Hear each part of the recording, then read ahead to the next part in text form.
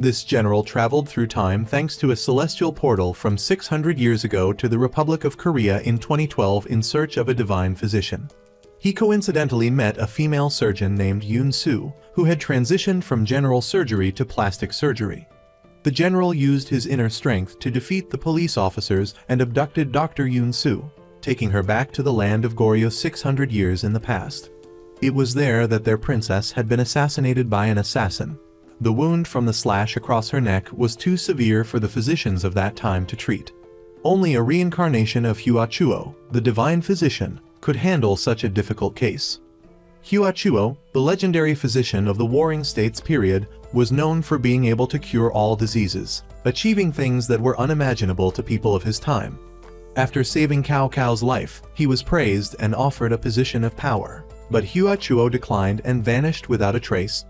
Soldiers were sent to pursue him day and night in an attempt to capture him, but Hua Chuo preferred freedom and would not bow down to a tyrant. Eventually, he entered the celestial portal and disappeared from sight, leaving the soldiers behind.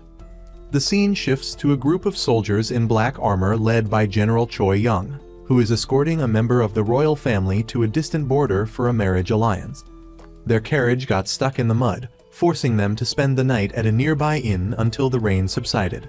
They rented out the entire inn, paying a large sum of money and evicting all the existing guests, claiming that their two guests were very difficult to please and did not want to be disturbed by strangers.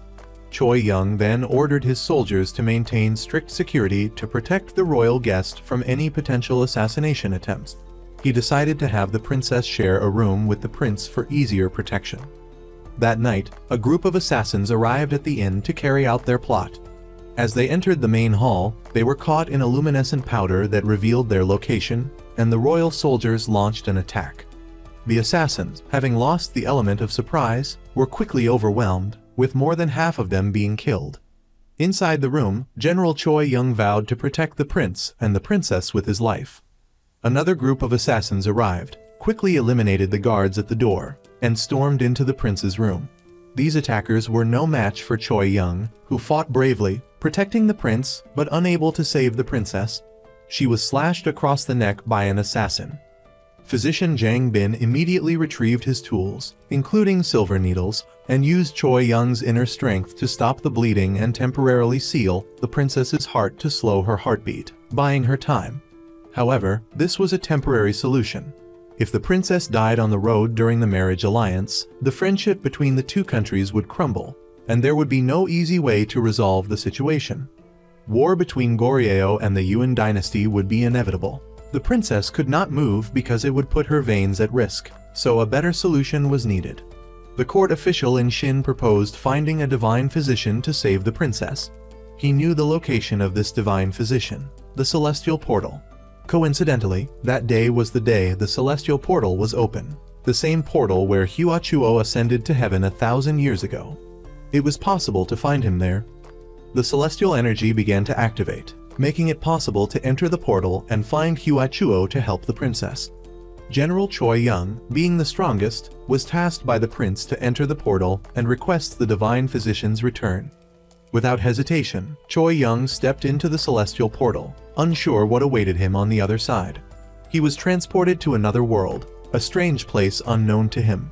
He believed it to be heaven, but it was actually Korea in 2012.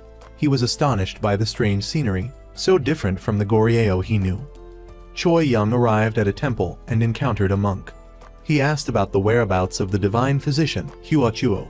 The monk, vaguely understanding that Choi Young was searching for a doctor, gave him directions, telling him to simply walk straight ahead without turning. He assumed Choi Young was an actor filming a historical drama at the temple. Following the monk's instructions, Choi Young walked straight through the street, completely ignoring the cars in front of him. He quickly arrived at a place with many signs, as the monk had described. It was a hospital with many modern medical devices, which fascinated Choi Young. Inside a lecture hall, the talented female doctor, Yoon Soo, was lecturing about a new treatment method she had successfully developed. Choi Young, a warrior in ancient garb, drew everyone's attention, including Yoon Soo's. He was escorted to a room by security guards who questioned him about his identity and how he dared to barge into the hospital. Upon seeing Yoon Soo on the TV screen, Choi Young urgently asked the guards how to get there. The guards thought he was delusional. When they saw Choi Young's weapon, they tried to subdue him, but he fought back, showing them a glimpse of his immense strength. While Yoon-soo and her assistant were inspecting medical equipment, Choi Young approached her, demanding that she come with him because a patient urgently needed her help. Yoon-soo dismissed him, thinking he was out of his mind. At this point, security personnel, including those armed with handguns, gathered to apprehend Choi Young.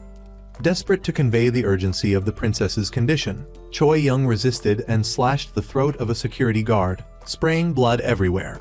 He then demanded Yoon-soo treat the guard, emphasizing that time was running out. Faced with this bizarre warrior, both the assistant and Yoon-soo desperately tried to save the injured guard, knowing that they could be next. Outside, police forces had surrounded the area, demanding Choi Young release the hostage and surrender. Ignoring their warnings, Choi Young smashed a phone, leading the security guards to believe he was an unstable lunatic.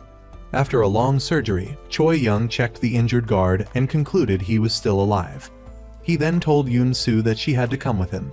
He packed the necessary medical supplies into his bag and dragged her outside. As they were stopped by police, Choi Young used his inner strength to create a large explosion, throwing everyone back. He then brought Yoon-soo to the celestial portal to travel back to Goryeo. He introduced himself as a martial artist and used his life as a guarantee to Yoon-soo, promising to return her freedom once he saved the princess and returned her to this world. On the other side in Goryeo, the prince and his generals were waiting for Choi Young's return. To everyone's relief, he returned with the divine physician. Seeing a group of heavily armored men, Yoon-soo was terrified and had no idea where she was. She was taken to the princess's room and informed about the princess's injuries by physician Jang Bin. After listening, Yoon-soo thought she was on a movie set, and the actress had been injured during filming. She assumed that the accident was being covered up, and they had brought her there secretly to treat the actress. Not wanting to get involved, she told them to call 911 and said she had to leave because she was busy. Once again, Choi Young persuaded Yoon-soo, promising that he would personally escort her back home if she successfully saved the princess. After examining the princess's wound, Yoon-soo began disinfecting and then performed surgery using her medical tools. While the surgery was in progress, Do-gi snuck out to inform the enemy that the physician had arrived. She urged them to take advantage of the opportunity and eliminate the princess. However, the scarred man said it wasn't the right time yet and they shouldn't worry. Inside, after Yoon-soo successfully completed the surgery, she gave instructions for post-operative care and then tried to leave. But the door was locked by Choi Young, who wanted to wait until the princess woke up before letting Yoon-soo go. Yoon-soo unexpectedly met the Emperor Gong-min. She explained that the patient was fine and would fully recover with rest, and she begged to be allowed to leave. The emperor considered her a divine physician from heaven and believed this was fate, so he decided to keep her in service to the country. Yoon-soo was completely bewildered and wondered if she was in a mental asylum. At the celestial portal, the generals noticed it was shrinking and in danger of closing completely. In-shin wanted the emperor to keep the physician and turn her into a national asset, but Choi Young vehemently opposed this. He swore on the life of a warrior that he would set the physician free once the princess was saved. He urged the emperor to honor his word and shut down In-shin's reckless proposals. The next morning, Yoon-soo tried to use her phone to make a call, but she had no signal. She tried to bribe Do-gi with a large sum of money and escaped through the unlocked door. Choi Young's soldiers went to check on her, only to find that she had vanished without a trace. She was actually in the marketplace seeking help from the locals. However, since the border was a mix of different languages, no one understood what she was saying. They also found her clothes strange. A soldier searching for her caught sight of Yoon-soo, but she quickly hid and managed to escape. Someone reported to Choi Young's troops that someone had escaped. Choi Young immediately set out to find Yoon-soo, instructing his subordinates to stay and protect the emperor and princess. He would personally take care of finding the physician. Meanwhile, Yoon-soo was searching for a way back home, but everything was completely foreign to her. When she reached a village, she was kidnapped by a group of people who had been following her and knew about her identity as a physician. She tried to defend herself with her high-heeled shoes, but was knocked unconscious and taken away. When Choi Young and his soldiers arrived, they found only Yun-Su's high-heeled shoe and bloodstains at the scene. They realized that something terrible had happened to her. They believed these captors were connected to the assassins, and that there was a traitor within their ranks who had leaked information. They then traveled to the neighboring village, assuming the kidnappers would pass through. As Choi Young arrived, he encountered a blacksmith and engaged in a fight. After questioning the blacksmith, he learned that it was a luring the tiger away from the mountain tactic, and that the emperor was likely in danger from the assassins from before. Choi Young and D-Man rushed back to the inn to protect the emperor. Indeed, the assassins were waiting on the rooftops, ready to attack. They threw smoke bombs into the inn to create chaos and then fired arrows from outside. Soldiers escorted the emperor out, but they were trapped because the door was blocked. Taking advantage of the situation, Diogi, the traitor, led physician Jang Bin and the princess through a different route. The assassins were waiting there and attacked, forcing Jang Bin to defend himself. Diogi seized an opportunity to assassinate the princess, but she woke up just in time to witness it. Choi Young's shield flew through the air and killed Diogi, saving the princess's life. Once everything was safe and the princess had regained consciousness, Choi Young reminded the emperor about his promise to free the physician, but the emperor seemed hesitant. Choi Young then went back to find Yun-Su. At that moment, Yun-Su's phone battery died, emitting a sound that helped Choi Young locate her. After defeating the last kidnapper, he finally rescued Yun-Su, who was terrified by the events that had unfolded. She just wanted to get out of this place as soon as possible, and Choi Young promised to fulfill his word. He took her to the celestial portal so she could return to her own world. The portal was shrinking, and they needed to hurry through before it closed forever. However, the treacherous Shin arrived with his men to seize the physician. Choi Young stepped in to defend her, but it was the emperor's decree, which he could not defy. In the end, Choi Young betrayed his promise and agreed to keep Yun-Su. At the same time, the celestial portal closed, cutting off her chance to return to her own world.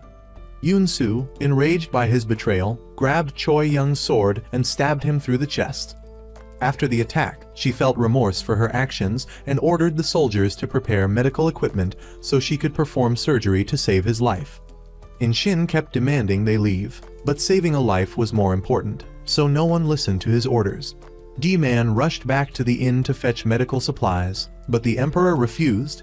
Princess Nogug ordered D-Man to leave and save General Choi Young, recognizing him as her savior, and sent physician Jang Bin to assist in the surgery.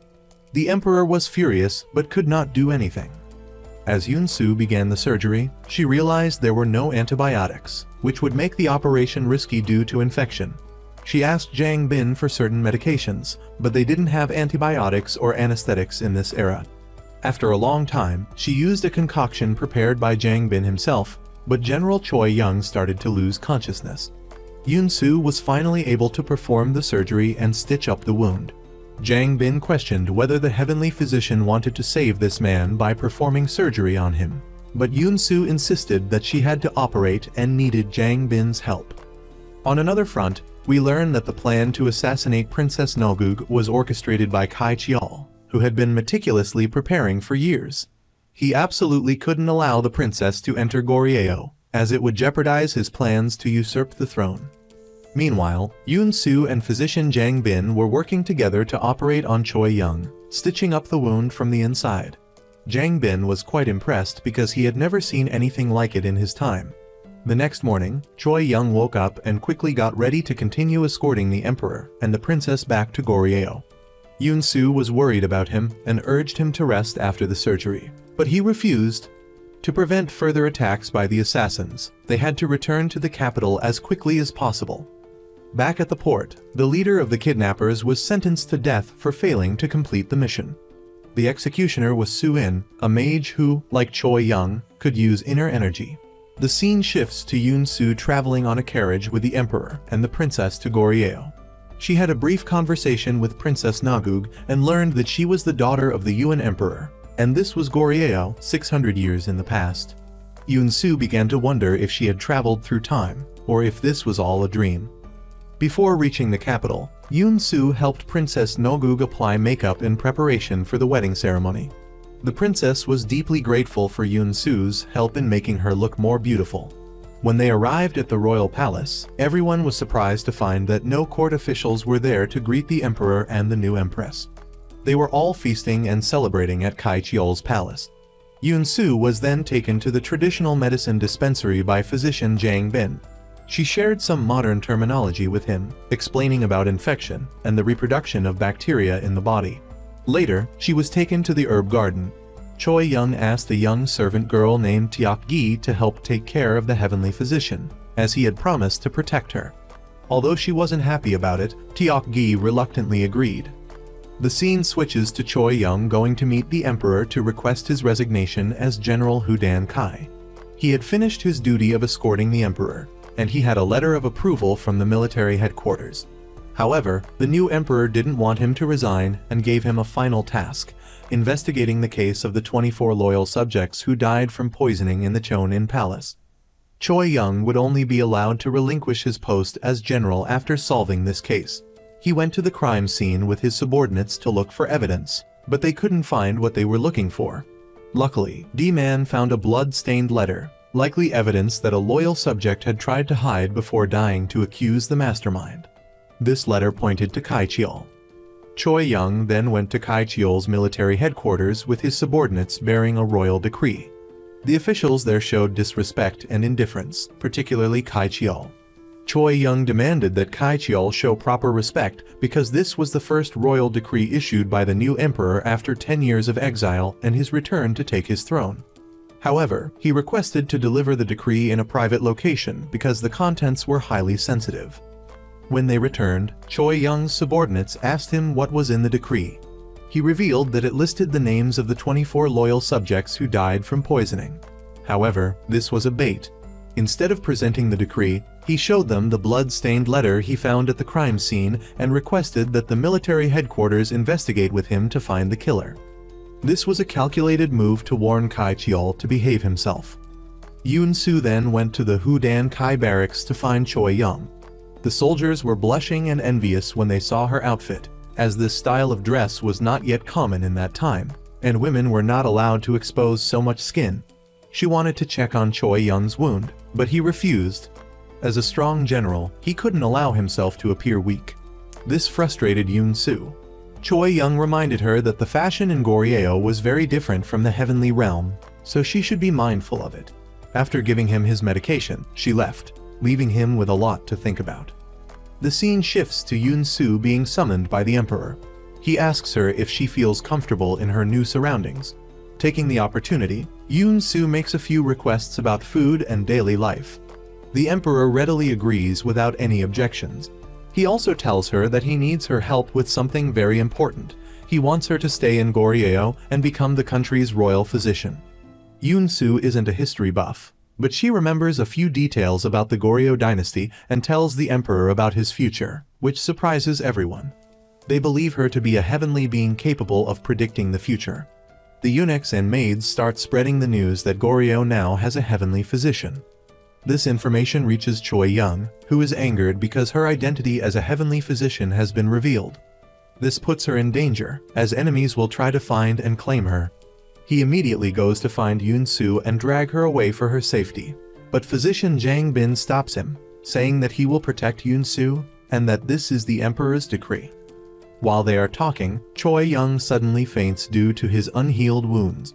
Meanwhile, Kai Chiol and his sister, the Empress Dowager, have learned about the existence of the heavenly physician, who saved the princess and ruined their plan. To confirm the truth, Kai Chiol will enter the palace to meet with the emperor the next day. When Choi Young regains consciousness, Yun-su tells him about his future, saying that he will be a brave general who protects Goryeo and makes history. While they are talking, they are attacked by Su-in. She can use dark energy and fire magic, making her very difficult to fight. Choi Young chases after her and engages in combat, but she is too cunning and escapes. She warns him that they will meet again. After the incident, the emperor comes to inquire about the situation and praises Choi Young for his timely rescue. He also shows the emperor the evidence he collected from the Chonin Palace. He uses a centipede to test the bloodstains on the paper, which are not human because the centipede doesn't react. This leaves only one possibility. The blood is from a chicken, meaning someone planted it at the crime scene. Thus, Choi Young has successfully solved the case, and he asks the emperor to honor his promise and allow him to resign. However, the emperor refuses, saying he needs someone he can trust, and that person is Choi Young. He denies Choi Young's request to be relieved of duty and asks him to finish the investigation. Right after the emperor leaves, Choi Young collapses due to a severe wound infection. The next morning, Emperor Gongmin holds his first court meeting with the Goryeo officials. He presents the heavenly physician to everyone to eliminate any doubt or gossip. Kai Cheol arrives and behaves arrogantly. He doesn't believe in heavenly beings or physicians, thinking that the emperor has gone mad. He accuses Yoon-soo of being a demon in disguise. Faced with Kai Cheol's skepticism, the emperor countered that his excessive loyalty was causing him to be overly fearful. Kai Cheol insisted that the heavenly physician was a fraud, but Princess Nogug stood up and pointed to the wound on her neck from the assassination attempt. She said that only a heavenly physician could have saved her from such a dangerous injury, something no other physician in Goryeo could do. Kai Cheol remained defiant, trying to lecture both the emperor and the empress, claiming that Choi Young had brought this demon to deceive the people. He pointed at Yoon-soo and insulted her, calling her a woman in a very condescending and arrogant manner. This was too much for Yoon-soo to bear, so she stood up and argued with him. She called him a scoundrel hiding behind the facade of silk and velvet. She then revealed his future, telling him that he would face bad luck and die a miserable death, leaving him speechless and unable to retaliate. After issuing her warning, Yoon-soo left, feeling weak and exhausted from having to confront such a dangerous and cunning villain. She did well. It was a bit over the top, but she did well. Later, Yoon-soo and physician Jang Bin resumed surgery on Choi Young, as his wound had become infected. They had to save him if Yoon-soo wanted to return to her own world. They combined traditional Korean medicine with Western medicine to create a remedy to remove the infection and regenerate new tissue.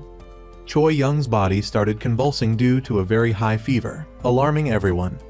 Yoon-soo was puzzled, as she had tried everything she could think of. She opened up to Jang Bin about her life in the Republic of Korea, explaining that it wasn't easy. She had switched from general surgery to plastic surgery because of the pressure and her dislike of patients, as they often lacked the will to live and gave up easily. She also mentioned that plastic surgery was more lucrative and faster. Jang Bin didn't understand what she was saying. He desperately hoped she could save General Choi Young, as his death would be the first failure for the heavenly physician. That night, Kai Cheol went to meet Emperor Gongmin and made a proposal, a sort of gamble. The emperor gave him 7 days to win the heavenly physician's favor. If he succeeded, she would become his. If he failed, he had to return her unharmed or face death. Meanwhile, D-Man was worried because Choi Young wasn't waking up. He wanted Yoon-soo to do something to revive him, but she couldn't do anything with the current medical knowledge of this era. She reminded them that she wasn't actually a heavenly physician, but they had declared her as one. When she realized Choi Young had no pulse, she became very anxious and immediately began chest compressions and artificial respiration. Physician Jang Bin, standing beside her, thought there was no hope for survival. But then, Yoon-soo's tears rolled down Choi Young's cheek, awakening him from his dream and pulling him back to reality. She had successfully saved him. Later, Kai Cheol's men came to take the heavenly physician to his military headquarters, but the Hudan Kai soldiers stopped them and refused to let them take her. The physician demanded proof of the emperor's decree, but they couldn't produce it. A fight ensued between the two sides.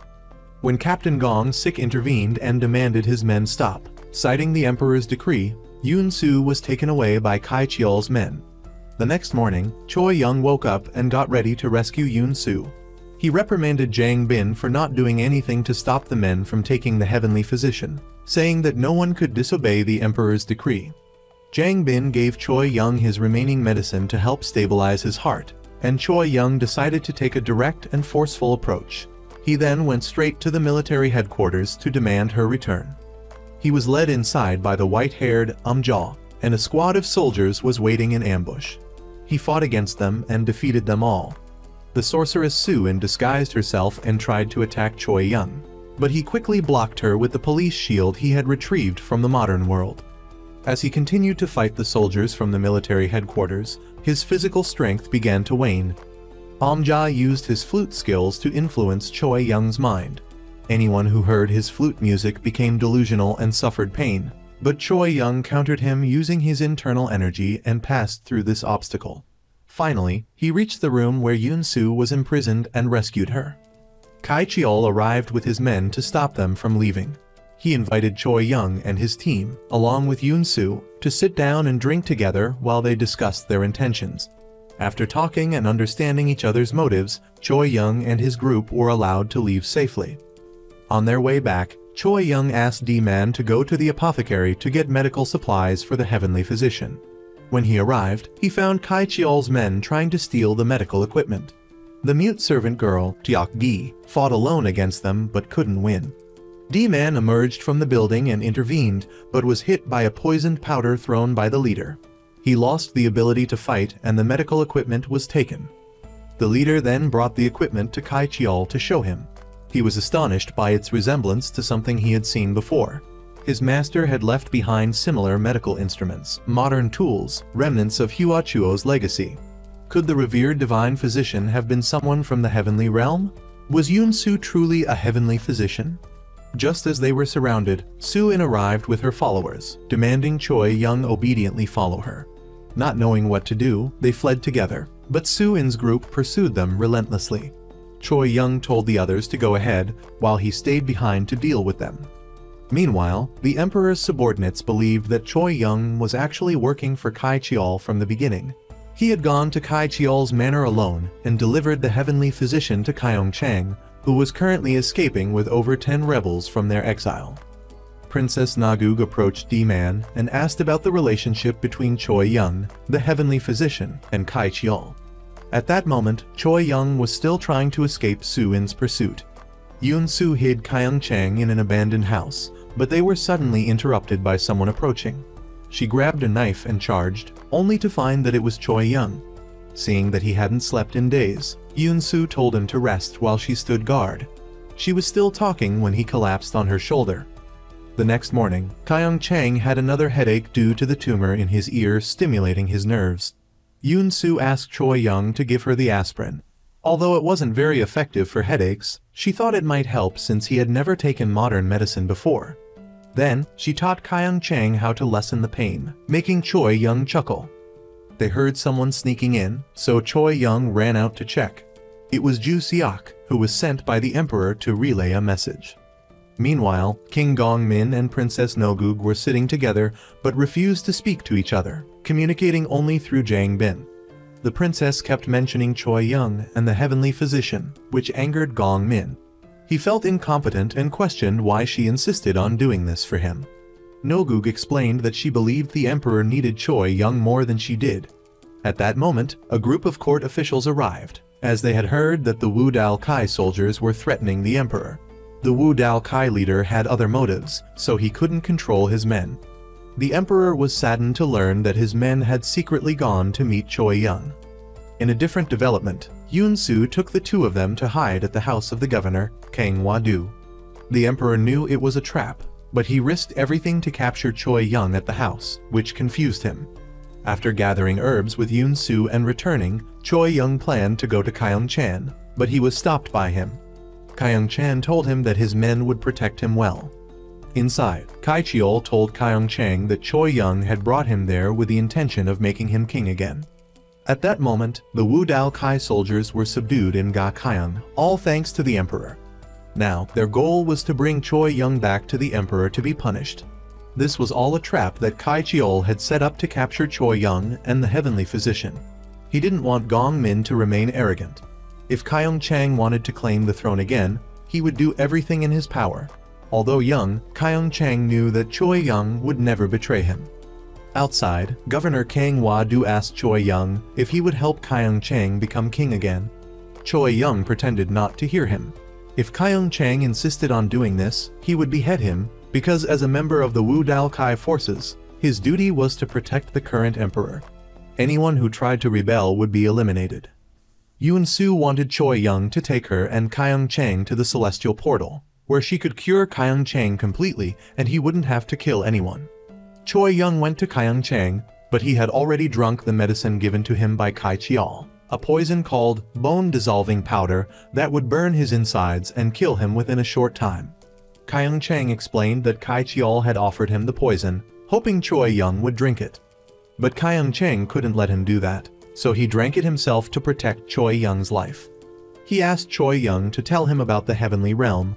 Seeing him in pain, Choi Young drew his sword and was about to strike, but Yoon Soo rushed in and stopped him. She was angry and didn't want to be near him anymore. Even when he begged her to stay so he could protect her, she left. As she was running outside, she accidentally fell into the hands of Kai Chiol. Choi Young was furious and about to kill him, but Ja appeared. The two fought, and then soldiers surrounded Choi Young and arrested him for treason. Because Yoon Soo was in their hands, he dropped his sword and surrendered. Yoon Soo felt something was wrong, as the current situation didn't align with historical records. Those records clearly stated that Choi Young would live to become an old man, so he couldn't die so quickly. She asked Soo-in how to save Choi Young, and she told her to go find her master, Kai Chiol. The next day, they set out to escort Choi Young. At the same time, inside the palace, Kai Chiol's men occupied the palace grounds, claiming to be providing protection. This meant the emperor was under house arrest. Princess Nogug thought the emperor was an idiot. Gong Min tried to leave but discovered that Kai Chiol's men were blocking the entrance. Meanwhile, D-Man snuck into the place where the Wu Dao Kai soldiers were being held and relayed the news that Choi Young was being taken there. On Yoon Soo's side, Kai Chiol had her brought to a room with a lavish spread of food, surprising her, considering he had threatened her before. The reason for his change of heart was that he wanted her help with something. He then brought out her surgical tools, which had been taken from the dispensary. Yoon Soo wondered how they found them. Then, he had his men bring out a rusty set of tools with "Made in Korea" engraved on them. Yoon Soo was astonished and asked where he got them. The scene shifts to the palace, where Jang Bin was bringing medicine but was stopped by Kai Chiol's men.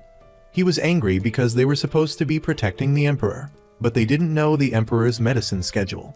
Jang Bin insisted on entering. This time, he brought Ju Seok with him and told him that Choi Young had taken Kyung Chang and the heavenly physician to the mountains to hide. He explained that it was all a trap. The emperor was furious that Choi Young had been captured and thought Ju Seok's arrival at this moment was a way for him to remain innocent if his plan failed. Ju Seok repeated Choi Young's message, telling him to end his own life after delivering it. He said that Choi Young, the Wu Dao Kai general, had not yet completed the task assigned to him by the emperor. As Ju Seok was about to commit suicide, Jang Bin stopped him. On Yoon Soo's side, Kai Chiol told her that the tools were left by Hua Chuo. He wanted her to become his, and that was the condition for saving Choi Young's life. At the same time, Kai Chiol's men went to the prison and discovered that Choi Young had been fasting and sleeping for days. Choi Young was having a long dream, where he encountered his father. In the palace, Gong Min kept thinking about Choi Young's message. Finally, the emperor understood that Choi Young wasn't obeying the late emperor's orders but was following his own. Ignoring the objections of his court officials, Gong Min personally went to the prison to question Choi Young. The emperor had given him two tasks. The first was to find evidence of the person behind the assassination of the loyal subjects in Sanha de Oong, which Choi Young had already done. The second task was to find out whom he needed to follow and why he needed to fight alongside that person. Now that the emperor knew the reason why he had to fight, he wanted Choi Young to tell him how to deal with it. The scene shifts to the guards noticing blood near Choi Young's cell, thinking he had died. They rush to check, but he seized the opportunity to grab the key and escape. He went to find Yoon Soo and discovered her with Kai Chiol. When Kai Chiol's men arrived to report that she had escaped, he ignored it, assuming she wouldn't get far. As Yoon Soo was about to fall down a cliff, Choi Young appeared behind her, but when she turned around, he had already left. Kai Chiol then arrived. As they were returning, his men reported that Choi Young had escaped. He ordered his men to search for him, combing through the Wu Dao Kai army and everywhere else. Choi Young arrived at the emperor's palace and asked him to command him, promising to help him fight. When Kai Chiol arrived, Choi Young had already left. The emperor pretended to know nothing about his escape. Kai Chiol returned angrily, only to find Choi Young back in the prison. That night, the emperor went to Princess Nogug and asked her for help. He wanted to become stronger and obtain something. To get it, he needed to show his strength. The next day, during the court meeting, Kai Chiol brought Yun Su. The emperor and the empress removed their Yuan clothing and donned Goryeo garments. Having lived abroad for 10 years, the emperor was unfamiliar with the customs of Goryeo. So, he showered Choi Young with generous rewards for completing the task. Someone accused Choi Young of treason, but the emperor immediately refuted the accusation, stating that everything Choi Young had done was by his order, aimed at eliminating the hidden rebels. In front of everyone, the emperor declared that from that moment on, the Wu Dao Kai forces would enjoy the privileges of fourth-rank officials, and no one, except the emperor, would have the authority to issue armed arrest warrants or interfere with their affairs. The scene then shifts to the emperor, Choi Young, and the Choi royal concubine discussing what needed to be done next. Gong Min then revealed that he and Kai Chiol had made a bet within 7 days. Whoever won Yun Su's affections would get her. Choi Young wanted to confirm his feelings for her, but was scolded by the royal concubine, not because she was worried about him, but because she was worried about Yun Su, who had caught Kai Chiol's attention. Kai Chiol was someone who would make sure no one else could have what he wanted. On Yun Su's side, she went to confront Kai Chiol, warning him that Choi Young was the one who brought her here, so only she could decide his fate. Kai Chiol then brought out a map and asked about the future of Goryeo. However, Yun Su didn't remember much about Korean history or the world. Furthermore, history was something that could not be changed casually, as it would have unpredictable consequences for the future. Just then, Choi Young arrived, using the pretext of retrieving his sword to see her. Yun Su assured him that she was fine and Kai Chiol wouldn't dare do anything to her. She also mentioned that if she left, he would have to fight and kill again. The next day, Yun Su tried to leave, but Kai Chiol's men stopped her. The Choi royal concubine then arrived, claiming that the empress's old wounds were suddenly getting worse and she wanted to call for the heavenly physician. She then conveyed a private message, stating that the empress wanted to speak to him alone. Both entered the palace, and the emperor and Choi Young wanted to question Yun Su. Hearing his confusing words, she wanted to deny them, remembering Choi Young's advice to lie if necessary. Yun Su admitted that Governor Kang Hwa was the one who had asked her to save Kyung Chang. Eventually, the governor was imprisoned and awaited execution. As Yun Su was an accomplice, she was also taken away. She was brought to the empress's chambers and made responsible for her well-being. Yun Su was terrified and scolded Choi Young for kidnapping her. She then collapsed in Jang Bin's arms and wept uncontrollably. She was scared of this world and wanted to go back to her parents. After telling him about the poison that Kyung Chang had ingested, a poison that no medicine could cure, Jang Bin understood that Choi Young had acted out of desperation when he killed Kyung Chang. His actions were tantamount to killing his own heart because he could no longer escape the palace. Yun Su returned to Kai Chiol, who then brought out a relic left behind by Hua Chuo thousands of years ago. Kai Chiol presented a leather wallet containing a notebook. When Yun Su saw it, she was stunned and couldn't believe it was true. It contained her name and numbers that looked like coordinates. She suspected that with this notebook, she could return home. Kai Chiol snatched the notebook, refusing to let her leave. He questioned Choi Young about the heavenly realm, but he said he didn't know much because he had arrived and left in a hurry. Kai Chiol couldn't understand why the celestial portal had opened for someone as foolish as Choi Young. The next day, Yun Su returned to Kai Chiol to get her surgical tools.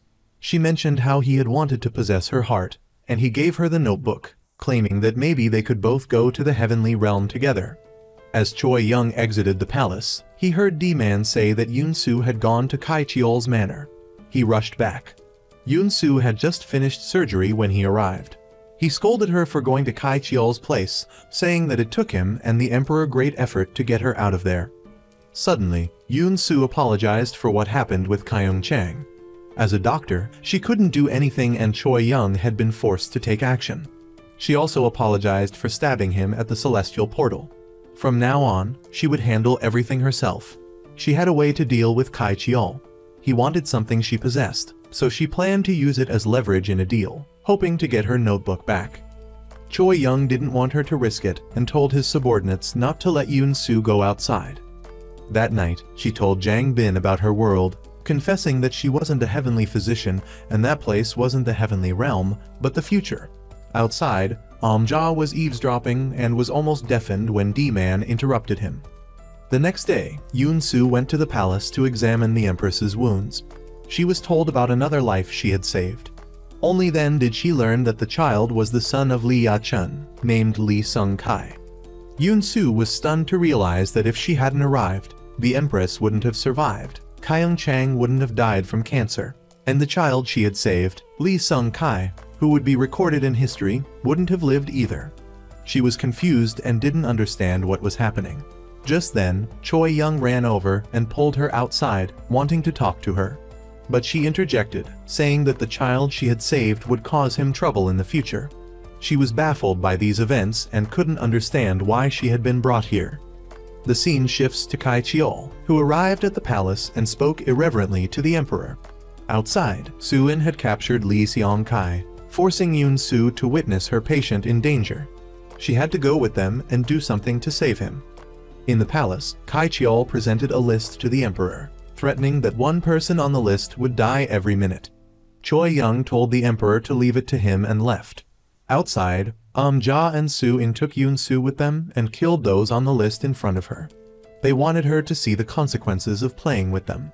Their next target was one of three people, the Empress, Jang Bin, or Choi Young. At the same time, Choi Young found Li Sung-kai, but he didn't know where Yun-Su had been taken. Su-in was still giving her a choice. She would kill the person Yun-Su loved most among them. Yun-Su angrily walked away, but Jia blocked her path.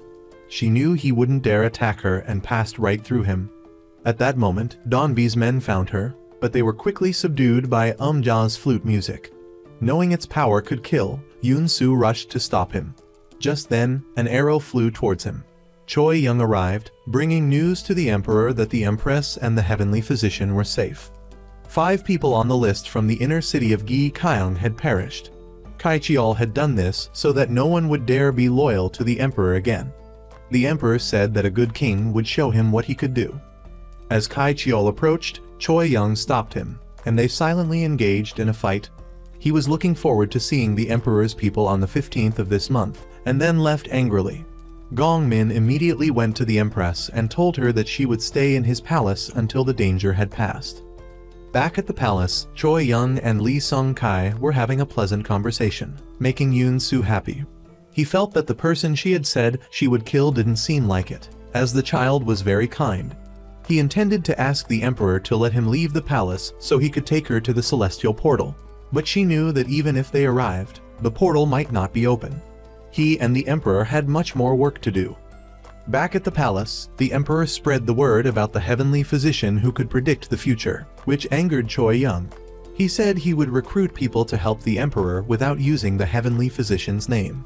The emperor finally agreed, saying that after everything was settled, Yun-Su could return to the heavenly realm.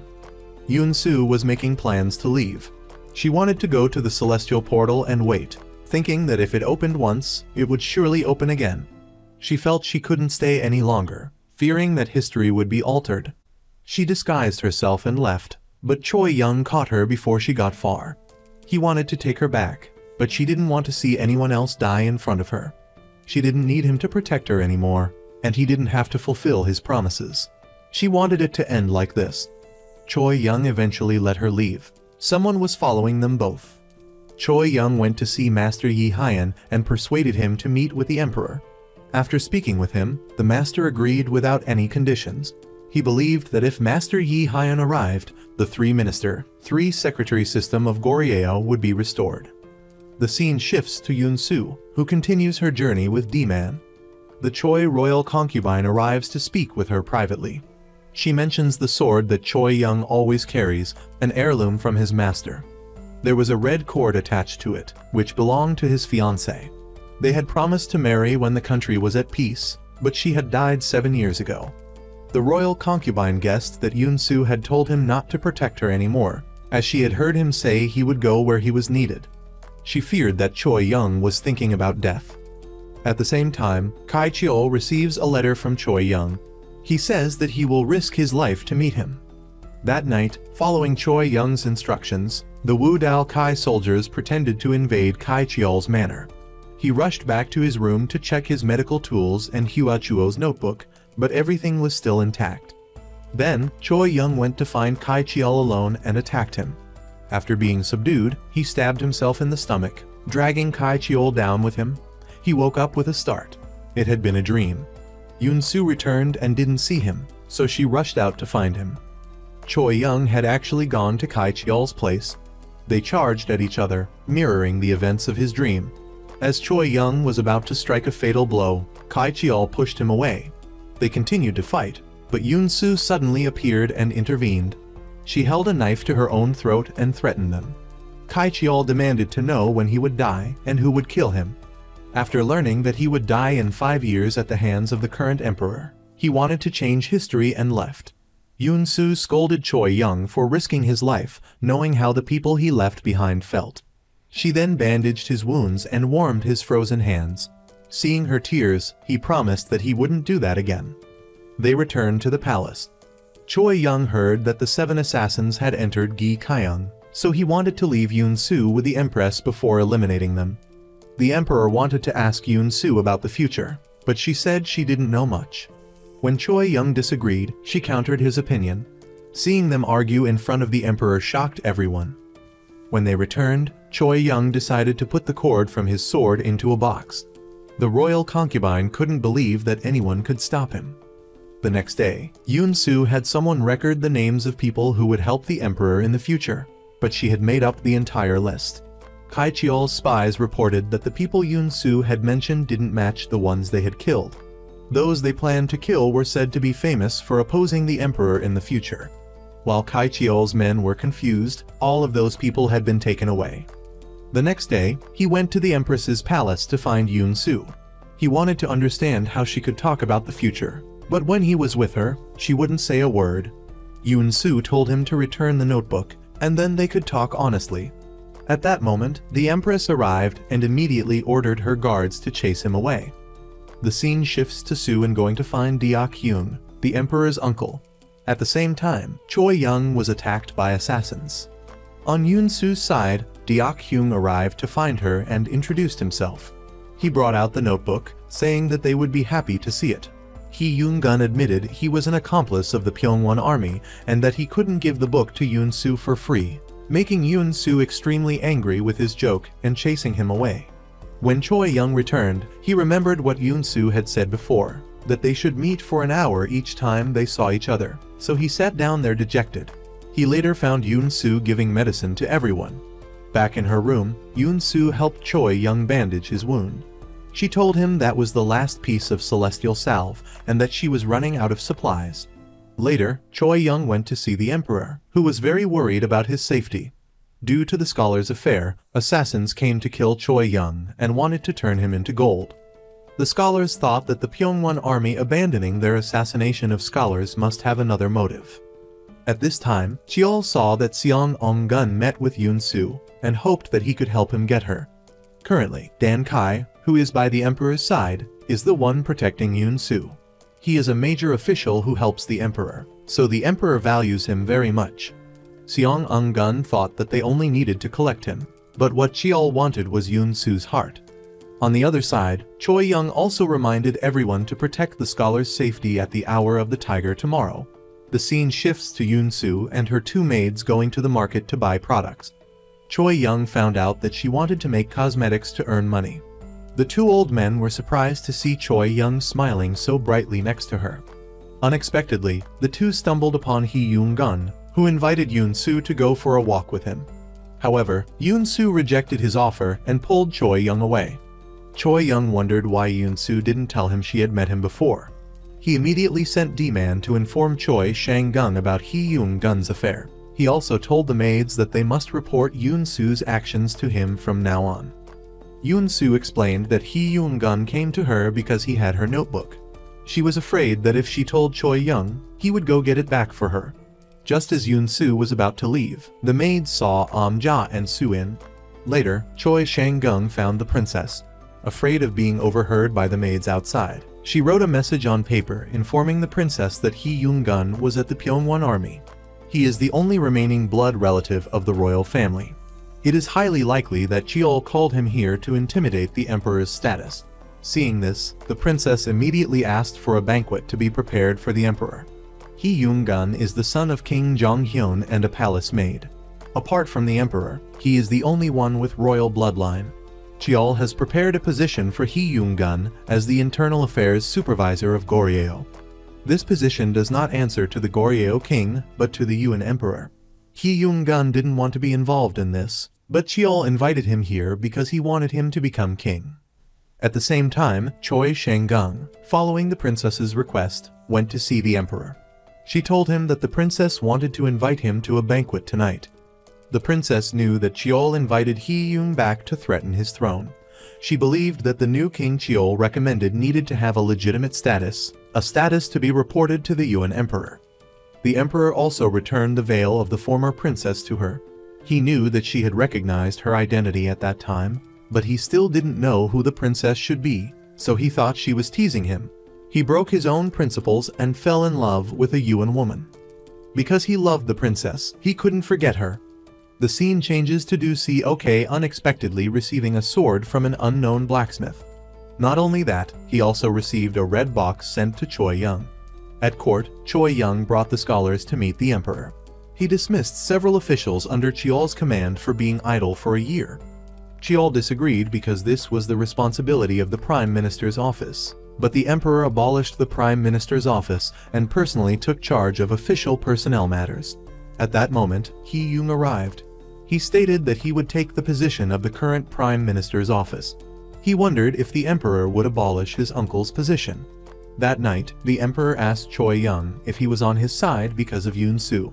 He didn't know if bringing her to the Pyongwon army could solve everything.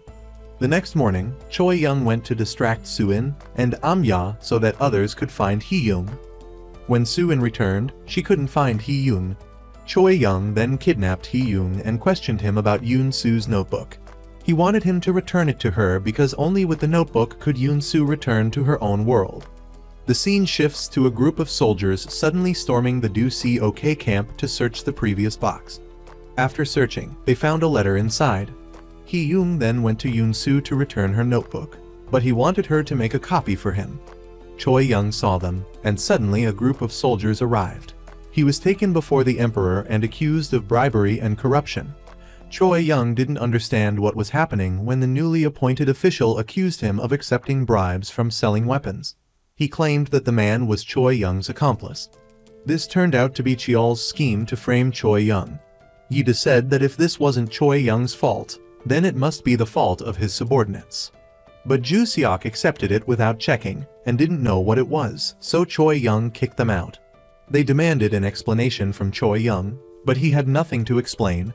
He told the emperor that if he didn't trust him, he could dismiss him and put him in prison, then left. As soon as he returned, the official Yida came to inform him that he was temporarily dismissed pending an investigation. This made the emperor extremely disappointed with the newly appointed officials. He couldn't believe that Choi Young had risked his life to protect them, but now they were framing their benefactor. The officials kept manipulating the emperor's mind, wanting him to get rid of Choi Young. They claimed that Choi Young was a cold-blooded murderer who couldn't be allowed to stay near the emperor. Their words made the emperor think. On the other side, Yoon Soo copied the numbers from the notebook.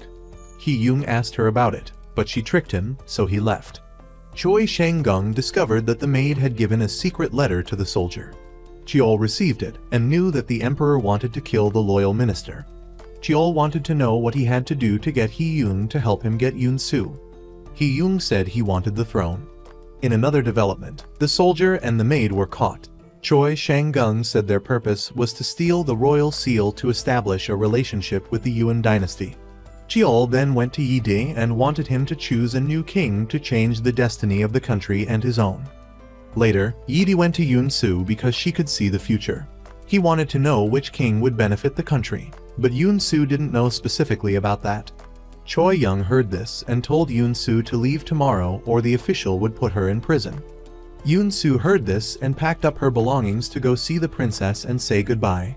She also told the princess that the emperor could forget about state affairs because of his love for her. At the same time, Choi Young was brought to the palace for interrogation about his corruption. They asked Choi Young for an explanation to defend himself.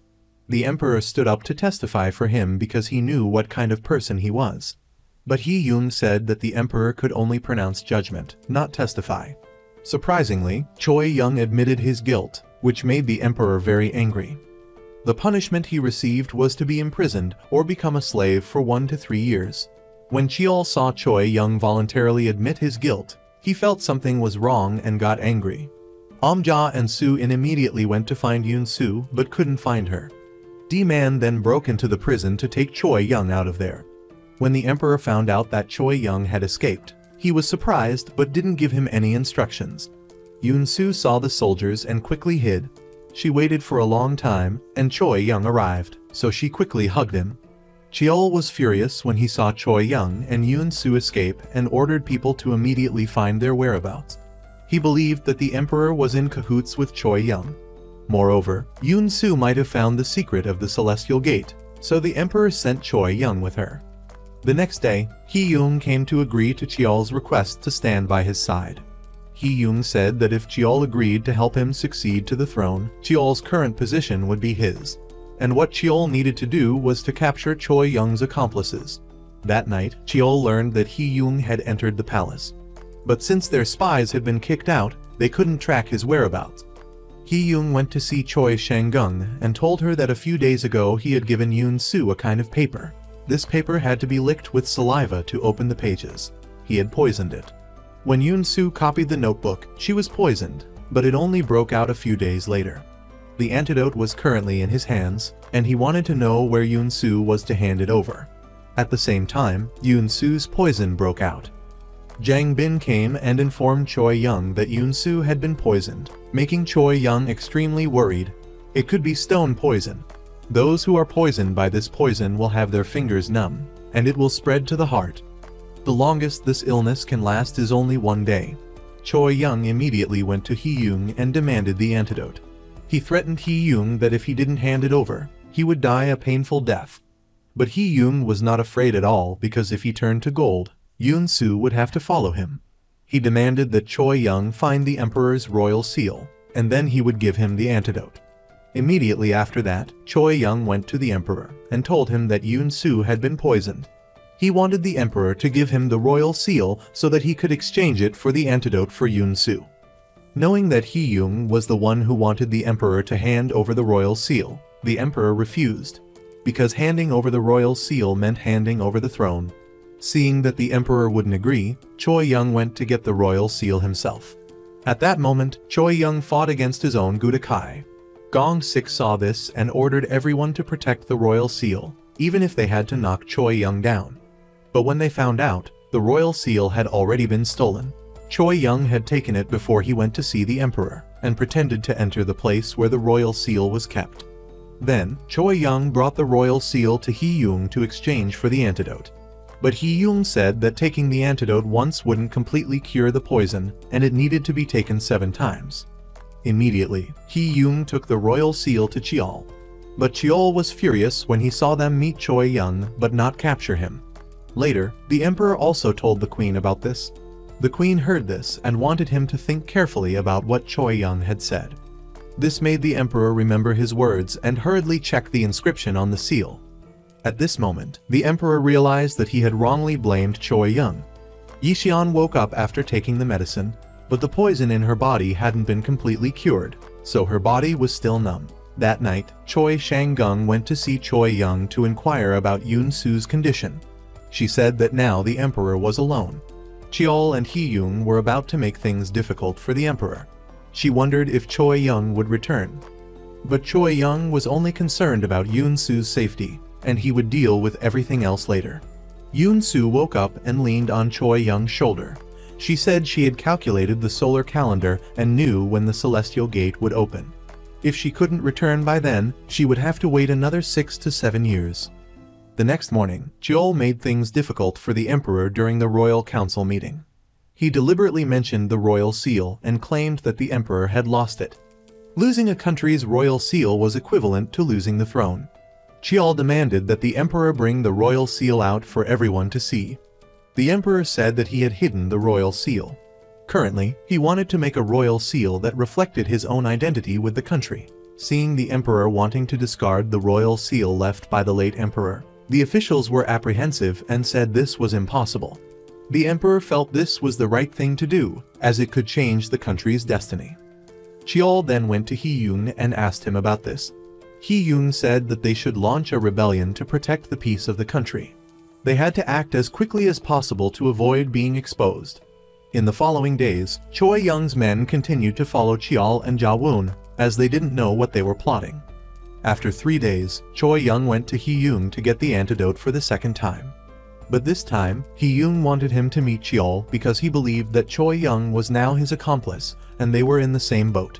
Outside, Chiol had ordered 2,000 imperial guards to attack the Pyongwon army. This act of disobeying the emperor angered him, and he wanted to arrest Chiol, but Chiol was protected by the imperial guards. Chiol, upon receiving the news of the attack on the Pyongwon army, realized that He Yung had played him. Seeing that Chiol wanted to attack He Yung, Choi Young stepped in to stop him because he couldn't die yet. Seeing this, Chiol immediately ordered his soldiers to return and attack the royal palace, as no one was protecting the emperor now. He Yung was extremely proud of achieving his goal.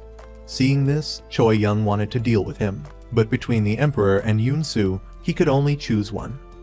Choi Young immediately asked Shirael to return to the palace and informed the Gudakai to take the emperor and the queen away temporarily, leaving the palace to them. But then, Choi Young suddenly changed his mind. He would enter the palace himself and leave this matter to Ryle, because if anything happened to Yoon Soo, He Yung wouldn't be able to deal with Choi Young or the Pyongwon army. If he refused to hand over the antidote, Shirael could turn him to gold, and he would leave. Seeing this, He Yung could only obediently hand over the antidote. Inside the palace, the Gudakai were still resisting the rebels when they received D-Man's order to retreat. The rebels were approaching the emperor, and the guards thought the only way out was to leave the palace. The queen was surrounded by the rebels when Choi Young arrived to rescue her. The next morning, Chiol was surprised to receive news that the Pyongwon army had returned and was now surrounding the Forbidden City. He was scared. While he was about to ask for He Yung's help, He Yung appeared and asked where the emperor was, blaming him for everything. He Yung believed that Chiol was plotting to overthrow the emperor and help him become the emperor. He quickly ended the conversation without allowing Chiol to explain. Then, He Yung went to Chiol to make a deal. He wanted Chiol to help him ascend to the throne, and he would give Yoon Soo to him after 3 days.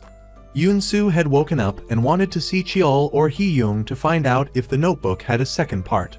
She wanted to know if her dream was real or just a nightmare. But Choi Young disagreed because they were both very dangerous. He had also planned out their every step. First, they had to find the emperor, then get the antidote for her. Next, they had to investigate He Yung and reclaim everything they had lost. In front of the officials, He Yung and Chiol colluded and said that the emperor had left a letter wanting He Yung to temporarily manage the country. Once He Yung became emperor, he would give Chiol anything he wanted. Jang Bin had created the poison that Yoon Soo had been poisoned with, but he needed more time to create the antidote.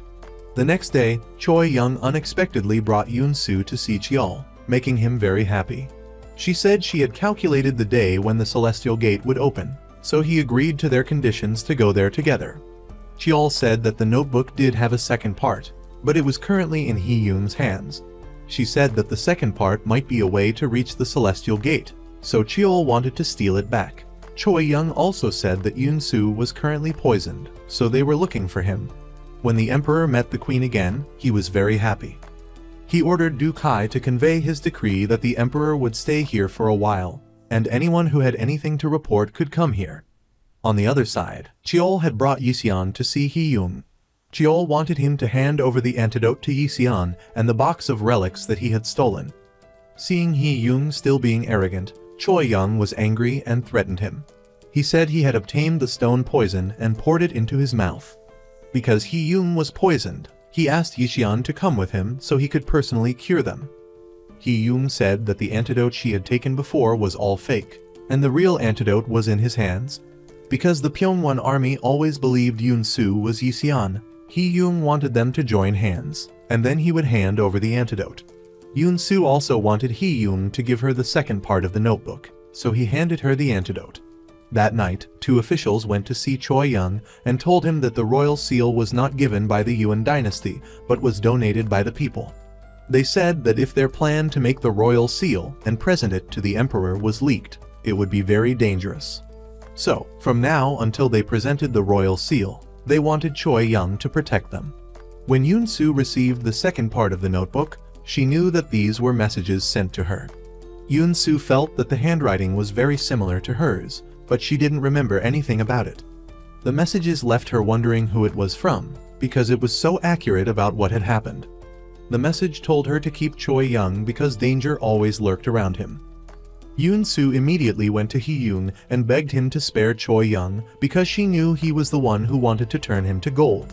She would do anything he wanted if he agreed.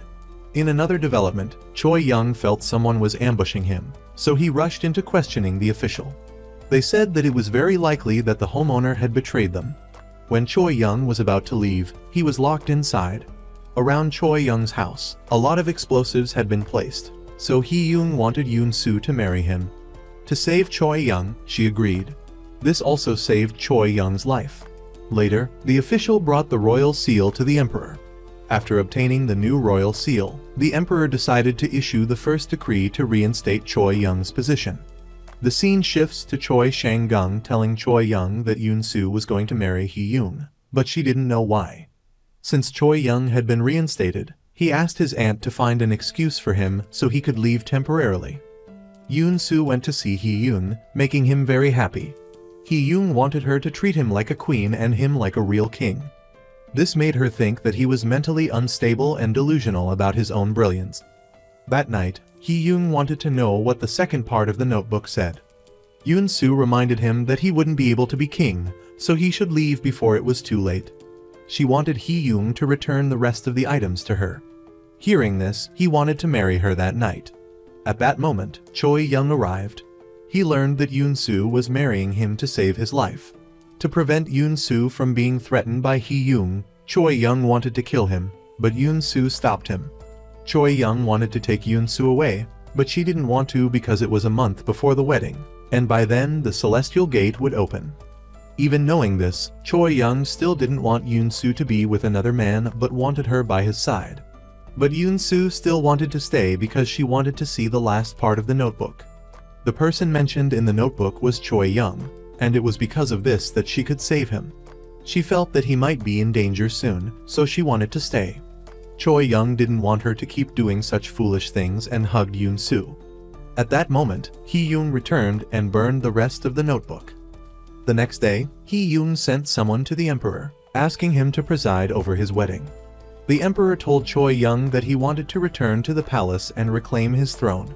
But with the Gudakai, they wouldn't be able to fight against 2,000 imperial guards and the Pyongyang army. Choi Young could only think of a way to make the two armies fight each other while they could still win. On the other side, Choi Shang-gung went to see Yoon Soo and told her not to do anything foolish. Once you're engaged to royalty, you can't break the engagement. If you escape, you'll be executed. At court, the emperor issued a decree inviting the officials to his house to discuss state affairs. He also assigned Choi Young a new task as deputy commander of the Imperial Guard to protect the order in the palace. Hee Yoon told Cheol about this, and it seemed that the emperor's plan was to steal Jeson from them. Seeing this, Cheol immediately thought of a way to attack the emperor. Moreover, he realized that Yoon Soo might be lying. That night, Yoon Soo was searching for the remaining part of the notebook when Choi Young appeared. Knowing that it only contained things that endangered his life and not Yoon Soo's, Choi Young didn't want her to continue searching for it and be in danger. He didn't care about his own life and death, so he wanted her to give up on it. Then, Choi Young went to see the rebels and gave them a chance to return to their allegiance to the emperor. Hee Yoon was sure that Choi Young would do this, so he wanted to move the Imperial Guards. He also planned to assassinate the emperor on his wedding day. The wedding was scheduled for the next day. The scene shifts to Yoon Soo packing up the wedding gifts and returning them to Hee Yoon. She knew he was using her, so she gave up the notebook and broke off the engagement because she wanted to be with Choi Young. Hee Yoon said their actions would be considered illegitimate, and they would be exiled. But this didn't intimidate Yoon Soo, so he used the emperor's life as a threat because Choi Young valued the emperor's life above all else. The next day, Choi Young's men discovered Hee Young's plan to assassinate the emperor. At the same time, Yoon Soo received news that the wedding would be held that day, requiring her to go to the main hall immediately. As Hee Young was about to take her away, Choi Young arrived. He knew that Hee Young had surrounded Honggu village, so he kissed Yoon Soo in front of everyone. This caused the wedding to be halted. The bandits then attacked the emperor's house, but they eventually left. In prison, Choi Young bribed his former comrade to lead people to protect the emperor. Cheol then went to see Hee Young and wanted him to hand over Yoon Soo. They didn't compromise and argued. Cheol then went to see Yoon Soo to negotiate. Hee Young said she was his only bargaining chip and wanted her help. He wanted Yoon Soo to escape to Choi Young. In 10 days, a letter from the Yuan dynasty would arrive. By then, he would be able to become the king of Goryeo. But before she left, he didn't forget to poison Yoon Soo so he could call her back. On the other hand, the emperor also received news that the bandits were almost there. With nowhere else to go, Gong Sik asked the emperor and the queen to take off their outer garments so he could bring them back to the palace. Choi Young had successfully persuaded the generals to join the emperor's side. At that moment, those who were left blocking their way fell one by one, and Endi arrived in time to rescue them. That night, Choi Young met Yoon Soo again, but she didn't tell him why Hee Young let her go. Hee Young had hidden the notebook and the box of relics. As he was leaving, Choi Young caught him for treason. Immediately after that, the emperor returned to the palace. In another development, Jang Bin saw Yoon Soo's wounds and believed she had been poisoned by a parasitic poison. At first, there would be no symptoms, but after a fever, she would die within 7 days. The illness could manifest after a month, and currently, Yoon Soo didn't want to tell Choi Young about it. Hee Young was imprisoned when Cheol arrived. Cheol wanted him to reveal Yoon Soo's whereabouts, but Hee Young was waiting for a letter from the Yuan dynasty. At the royal council meeting, the emperor wanted to investigate the Sawon. The Sawon was set up following the Pyongyang army's instructions. The emperor felt that there was something wrong with the tax records, as they went through the Sawon to the Pyongyang army. Furthermore, on his way back to the palace, the emperor had been pursued by bandits. The imperial guards caught 20 of them, and they were all the Pyongyang army's private soldiers. Cheol heard this and said he didn't know anything about this. But Choi Young had surrounded the Pyongyang army to arrest the generals and make them return. The emperor said that after the investigation was over, he would imprison Cheol in his house. Back home, Choi Young saw something strange about Yoon Soo. She wanted to develop antibiotics to fight the parasitic poison, and he noticed a wound on her hand. This made Choi Young angry because Yoon Soo hadn't told him. The reason she didn't tell him was because she didn't want him to follow them and get captured because of her. Yoon Soo said what if she wouldn't leave? She just wanted to spend the remaining days with Choi Young. In another development, the emperor summoned Hee Young. Seeing that he was only thinking about himself, the emperor felt he was unworthy of being king and banished him. Choi Young didn't want to let him go, but the emperor had his own reasons. He said that the Yuan dynasty's envoy was on his way. The envoy brought a decree from Hee Young as the king of Goryeo. If he was killed, war would easily break out. Choi Young's men were chasing the Yuan envoy but felt something was wrong because the envoy had no escorts. At this time, the Pyongyang army's people wanted to find Hee Young. Seeing this, he ran away but was caught by someone else. Then, the person left behind a letter. Choi Young saw it and believed that he and Yoon Soo needed to escape because the Yuan envoy wanted to capture Jeson and take her away. Before leaving, Choi Young prepared luggage for Yoon Soo. Then, he wanted to go back to the palace and resign from his post to avoid putting the emperor in a difficult position when the envoys arrived to demand her. The emperor received a letter from the Yuan envoy. The letter requested a meeting at the royal council. All the important officials had gathered, and only the emperor was missing. He was furious that the envoys dared to summon the officials and even order the emperor to attend the meeting. At the meeting, the envoy of the Yuan dynasty, Quan, conveyed the emperor's decree. Goryeo had changed kings many times in the past 10 years, but they were all incompetent, so he couldn't trust the current king of Goryeo. Therefore, he decided to annex Goryeo as a province of the Yuan dynasty. Quan, although an official of the Yuan dynasty, was a person from Goryeo, so he decided to come up with a way for the emperor to keep Goryeo. The first method was to use the Yuan dynasty's royal seal again. The second method was to capture the criminal who had disrupted the emperor's plans, the woman Jeson. Choi Young went to the emperor's palace to seek an audience, but was refused after the meeting with the UN envoy. The emperor told her to let Choi Young know to take Jeson far away, so she wouldn't be captured. The emperor had agreed to hand Jeson over to the UN envoy. Therefore, Choi Young had to leave before the emperor's decree was issued to avoid violating the imperial decree. Leaving this time meant he wouldn't be able to return. 7 years of effort in the palace would be exchanged for this, so Choi Young had to be happy and content. The scene shifts to Kwon knowing that Deok Hyun Gun secretly sent a letter to Jeson, and the one accompanying her was Choi Young. Actually, Jeson and Deok Hyun had a marriage contract before, so he couldn't bear to see her executed.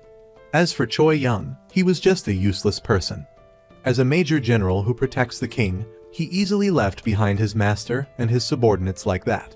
Kwon believed that the emperor seemed unafraid of war this time. As an official, he had to find a way to make the country pay the least price while achieving the greatest efficiency and completing the task. The best way was to try to make Goryeo a province of the Yuan dynasty. If Deok Hyun Gun needed it, he could make a request. On the other hand, Choi Young and Yoon Soo met. He was worried about the wound on Yisyeon's hand. She said that as long as they reached the celestial realm, there would be a way to cure it. The two talked happily together. Back in the palace, the emperor gathered the officials to plan for battle, using all their resources to provide military supplies. Then, he appointed In Yi, the imperial guard, as the provincial governor. As for the Yuan dynasty, the Red Turban Rebellion was becoming increasingly rampant. The Emperor Gong Min requested envoys to go there to negotiate to prevent the Yuan army from launching a war arbitrarily. On the other hand, Cheol posted a picture and announced to all the assassins and bounty hunters to capture the muse, Jeson. Anyone who captured her alive would be rewarded with 1,000 ounces of gold. At the same time, he sent Choi Young to meet his ancestors. Jeson and Choi Young went to a late-night eatery, and the people there noticed them. Choi Young also sensed something was wrong. The men sitting beside them suddenly attacked them, but with his extraordinary skills, Choi Young quickly subdued them all. That night, they stayed in a deserted house. Choi Young couldn't sleep peacefully and stood outside to guard. He always looked towards home, worried about the emperor. Yoon Soo came up with an idea that when she reached the celestial realm, she would let him return to the emperor. But she didn't know that he wouldn't be able to return anymore. The bounty hunters reappeared. He easily subdued them all without breaking a sweat. After one day, Kwon, the envoy, arrived to wait for the emperor's answer. The emperor said he didn't need to beat around the bush. If he wanted anything, just do it. Even if he wanted to force Goryeo to merge into the Yuan dynasty, the emperor was ready to fight. On Choi Young's side, he was still running away from the bounty hunters. While resting on a cliff, Yoon Soo accidentally picked up a bottle. Inside the bottle was a note from Yoon Soo from the future, advising Yoon Soo and Choi Young to return to the emperor's side. They decided to turn back and save the emperor. At the same time, the emperor received news that Princess Nogug had gone missing. All of Yi Kyung's troops were searching for her, but couldn't find her. Gong Min asked for help from the Suribang. All of the Yungyang troops were also summoned. After searching the palace, they found a letter from the ambassador. Gong Min immediately sent a deputy commander with 100 imperial guards to search the welcoming inn, especially Deok Hyun Gun's quarters. Kwon was also invited to the palace for questioning. He said it was indeed his seal, but the handwriting wasn't his. Moreover, the princess was from the Yuan dynasty, and he couldn't have kidnapped her. Kwon went back and threatened Deok Hyun Gun, telling him not to harm the princess of the Yuan dynasty, even a hair on her head. If anything happened to her, the king wouldn't spare anyone. King Gong Min secretly knew that Deok Hyun Gun was the culprit, so he summoned him for a negotiation. As a good husband and father, the emperor agreed to all of Deok Hyun Gun's demands, as long as his wife and children were safe. But he still insisted he was innocent and said the person behind this was trying to prove that the emperor couldn't protect the princess of the Yuan dynasty, implying that Goryeo was not a capable country, thus pushing the annexation of Goryeo as a city of the Yuan dynasty. Choi Young returned and saw the emperor's pitiful state with his wife and child missing. He was like a lost soul, his eyes always welling up with tears, just standing there. After inquiring about the conversation between the emperor and Deok Hyun Gun, Choi Young immediately sent someone to inform the Suribang and the army to prepare. On the other hand, Yoon Soo went to see Deok Hyun Gun to negotiate. She used the notebook in the plastic box to threaten him. It recorded the princess's location. She would use it to exchange for the antidote for herself. But Deok Hyun Gun was very cunning and demanded that Jeson stay by his side. However, dreams never come true. Jeson would rather die than stay by his side. Soon after, a meeting between the Goryeo king, the envoy, and the important officials took place. Gong Min handed over the royal seal and Jeson in front of everyone, much to their surprise.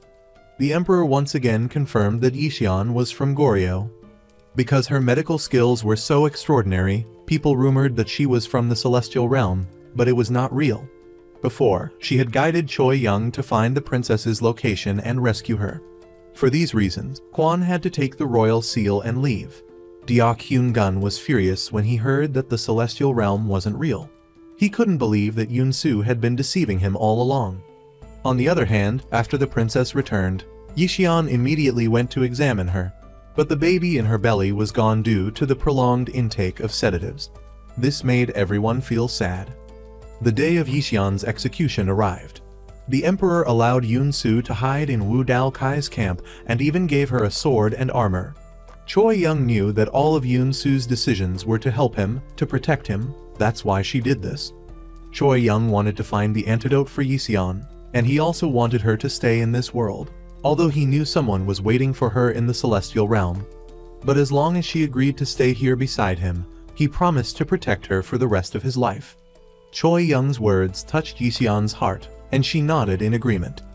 Then, he immediately went to see the emperor, hoping he could approve the execution of Deok Hyun Gun.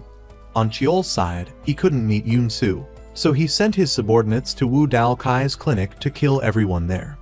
Imperial physician Jang couldn't survive, making Yoon Soo very sad because he was her closest friend in this world. Choi Young quickly sent people to the Pyongwon army to capture Deok Hyun Gun, but he had been hidden by Cheol beforehand. The soldiers discovered a carriage fleeing towards Heingseong behind the mansion. He was quickly caught by D-Man and the Wu Dao Kai army. Choi Young returned home and saw Yoon Soo heartbroken over the death of Imperial physician Jang. When he died, he held tightly onto the antidote he was preparing for Yoon Soo, making her feel even more guilty. Choi Young lifted her onto the bed and told her about his life. His hands had been stained with red blood since he was 16 years old. He couldn't forget that face. The next morning, when Choi Young was interviewing Deok Hyun Gun, Kwon arrived to demand his return. As he was the minister of the right in Seongdong Heingseong, even if he committed a crime, he was under the jurisdiction of the Yuan dynasty. Back in the mansion, Deok Hyun Gun and Cheol planned to attack Goryeo and usurp the throne. The Goryeo emperor also planned for battle, but the disparity in their forces made the officials hesitant and doubtful. Gong Min believed that the Pyongwon army was hiding the person who kidnapped the princess and the one who killed the imperial physician. Therefore, they had to capture the assassin first. 2 assassins were lured into a room filled with oil, but they quickly destroyed the door to get out. At this time, Wu Dao Kai soldiers had surrounded them on all sides. Petrol bombs were also scattered all around. The white-haired assassin tried to use his flute to perform a sound attack, but Choi Young stopped him, so they had to surrender. The interrogation of Deok Hyun Gun took place in Seongdong Heingseong. Cheol planned to invite the Goryeo emperor to attend and then capture him, taking his heart and then accepting the army to overthrow the throne without bloodshed. Gong Min knew this was a trap, but he was willing to be bait to allow the officials in the court to stand up and fight. Choi Young returned to the camp to command Wu Dao Kai, preparing everything to protect the emperor. When the soldiers were mobilizing to ensure the emperor's safety, a black-hatted assassin snuck into Yoon Soo's medicine room. He didn't want to kill anyone, but he just wanted to cause chaos and steal Yoon Soo's medical tools and escape. Her antidote research was also destroyed. She was really worried because time was running out. If she raised it now, it wouldn't be in time. The celestial gate would open, but Yoon Soo really didn't want to return. If she did, she didn't know what would happen to Choi Young. He would be very sad, and she didn't want it to happen. Before the trial took place, Kwon presented a decree appointing Deok Hyun Gun as king. But before receiving the decree, Kwon wanted to know what Deok Hyun Gun planned to do first after becoming king. He insisted that he only needed the position of prime minister, and after that, Goryeo would become a city of the Yuan dynasty. This answer pleased Quan. The trial took place. The emperor gave Deok Hyun-gun two choices: be executed for kidnapping the queen or leave this land, which meant being removed from the royal family list. He told him not to do this and cause bloodshed among the people. Cheol presented the decree, making everyone stunned. Then, the soldiers began to surround the emperor. The Wu Dao Kai army began signaling to the soldiers inside and outside to escort him back. On the other side, before leaving, the emperor left a decree for mobilization and the royal seal for the queen to give to the important officials. If something happened to him, the officials would be in charge of his funeral affairs. The imperial guard now had 9,000 people, and they could take over Heung-seong with a single order. But according to the plan, the officials should use the royal seal to mobilize troops. They were still hesitating between the emperor and the war with the Yuan dynasty, which was about to break out. The emperor was in great danger, and Choi Young's arm could barely hold the sword anymore. It was difficult to protect the emperor. But matters concerning the people had to be decided by the officials. The two assassins of Cheol were rescued after Deok Hyun-gun became king. At this time, the Goryeo officials decided to mobilize troops to rescue the emperor. The Imperial Guard quickly surrounded the city of Heung-seong. They quickly lost control, and they couldn't capture Deok Hyun-gun in the end. Quan demanded that he leave the Pyongwon army mansion before dawn. Otherwise, the emperor's army would surround the place in the morning. Even with wings, he wouldn't be able to escape. Yishian's medical tools were also requested to be melted down. Not a single item should be left behind. Before leaving, he told Cheol that the relics left by the great physician Huachuo were a piece of paper similar to a notebook, kept in a bottle. It might be something from the celestial realm, or a piece of land that could predict the future. The rest of the items had been hidden in a safe place. Deok Hyun-gun told Cheol to make sure Yishian and Choi Young were no longer in this world before he returned. The next day, the emperor issued a decree to execute Deok Hyun-gun's family first. All 6 houses belonging to the Pyongwon army's power were executed for treason. The officials from foreign countries in the welcoming inn were also not spared. They had to find Deok Hyun-gun at all costs. When Choi Young returned and learned that Yoon-su's antidote had been destroyed, he was extremely disappointed. Yoon-su had never cared about herself but only worried about him. Even if she returned to the celestial realm or died here, she would first worry about Choi Young's feelings.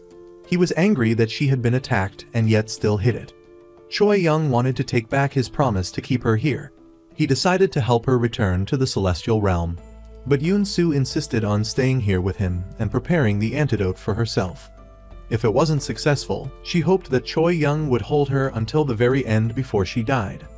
The scene shifts to Choi Young asking the emperor for permission to send Yishian back to the celestial realm in 7 days.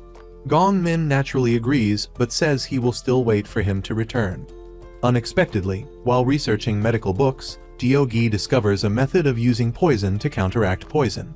He takes something similar to the parasitic poison, treats it like this poison, and then proceeds with the treatment, meaning the poison of the 6 continents. This means increasing the poison to eliminate the old poison. This is very dangerous for the stomach, but it's not entirely unreasonable.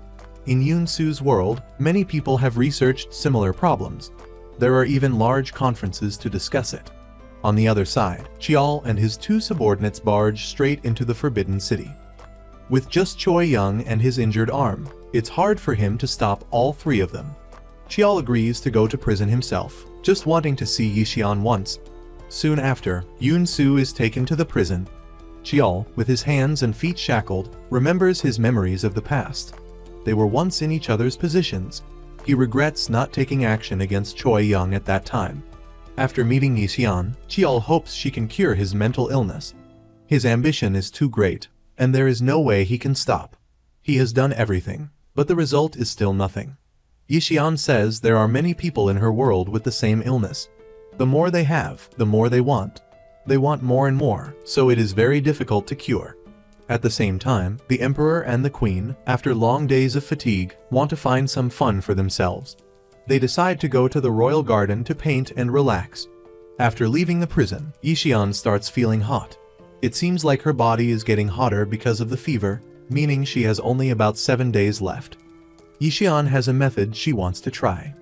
Before tonight, she wants Choi Young to always smile and be comfortable, because if he is happy, she feels better. Jeson returns home and gets the poison of the 6 continents from the queen to prepare the medicine. This poison is extremely toxic. Even a slight error in dosage could be fatal. When Jeson and Choi Shang-gung are talking, Choi Young accidentally overhears them outside. Jeson explains that this is what she wants to do tonight. Even if she knows it's dangerous if she doesn't try, will she just sit and wait to die? She has a strong belief that she will recover from the poison. As long as Choi Young is with her during this crucial time, Jeson tells Choi Shang-gung that once she starts, her body may become feverish or unconscious, but they have to leave her alone because it is a response from her body. If she is still feverish tomorrow morning, give her the bowl of cooling medicine. Then, Yoon-soo pours the potion into the bowl and drinks it in one gulp without hesitation. She begins to think about the happy times they had together, and her body starts to get feverish. Choi Young stays up all night to care for her, but the fever doesn't subside. He personally feeds her cooling medicine. The scene shifts to the Celestial Palace. Cheol is also being escorted there. Unexpectedly, as soon as he arrives, his hands emit cold air, breaking the shackles on his hands. 2 assassins also take advantage of the chaos, sneak inside, defeat the soldiers, and take the suitcase. Choi Young hears that something has happened to the Emperor and immediately rushes there. But with no weapon in hand, it's hard for him to fight him. Cheol is like a madman, capable of doing anything. 2 of Wu Dal Kai's guards are killed. Choi Young was extremely angry. He picked up his sword but was quickly knocked down by Cheol. He didn't want everyone to see him in defeat, unable to hold his sword, so he told everyone to leave. But no one wanted to leave him behind. Choi Young repeatedly picked up his sword and swung it at Cheol, but he kept dropping it every time he picked it up. But Cheol didn't expect that after 7x7 = 49 swings, his sword would break in 2. On the other side, Jeson woke up but felt very dizzy and tired. It was unbelievable that a woman like her could be so brave. After checking, they discovered that her fever had subsided, and her pulse was much steadier. It seemed like she had succeeded. On the other side, having fallen into a disadvantageous situation, Cheol continuously used provocative words between the Emperor and Choi Young to split them apart. But how could he seduce Choi Young? Cheol took the opportunity to run outside. On this side, the 2 assassins, the one with the flute and the fire-wielding woman, went to Yison's room. D-Man tried to stop her from fleeing, but he wasn't their match and was quickly subdued. But with his IQ of 200, he used a wet towel to block his attack. Choi Shang-gung seized the opportunity to stab her, and she fell to the ground. Jeson was escorted out, but unexpectedly, the people in the carriage were Cheol's subordinates. Choi Young returned home and couldn't find Yoon-soo. The fire-wielding woman's body had also disappeared. Jeson woke up with a sword held to her neck. The flute player wanted to know who had attacked his senior sister. At that moment, Cheol appeared. He had to turn the entire palace upside down to invite her. He brought the relics in front of her. The 2 quickly got into the carriage and left. Jeson said that the gate to the celestial realm might be related to the explosion of the sun's sphere, but she didn't know where it connected to. But Cheol said he wasn't afraid because all the gates in the world exist to be opened and entered. He would go there to fill the void in his soul or cure any mental illness. That night, at an inn where they were resting, Choi Young broke down the door and ran in. He began to fight with the white-haired assassin. In the room, Jeson took the opportunity when Cheol wasn't paying attention and pulled out a knife to stab him in the hand, then ran out. Choi Young single-handedly fought against the 2 subordinates below. His anger and efforts to rescue his beloved flowed through his body, and he quickly dealt with them. The 2 reunited in tears. Cheol found the gate to the celestial realm, but didn't know how to enter. As a result, he was stabbed by Choi Young's sword in the back. Unexpectedly, before dying, he managed to use the 18 palms of dragon subduing on him, freezing him and making him unconscious. Cheol tried to drag Jeson to the gate of the celestial realm, but unexpectedly, only Jeson was sucked inside. Yoon-soo returned to the real world and rushed into the hospital. Then, she took the belongings from her office and the necessary medical equipment and returned to the time portal. But she couldn't find Choi Young anymore. They were lost again, this time in very close proximity. After asking the Goryeo soldiers, she learned that it was the 5th year since the emperor ascended to the throne, meaning that it had been 1 year since she returned to the real world. Yoon-soo quickly returned to the place where they were lost. Choi Young had recovered and was sitting at the foot of the tree, waiting for her.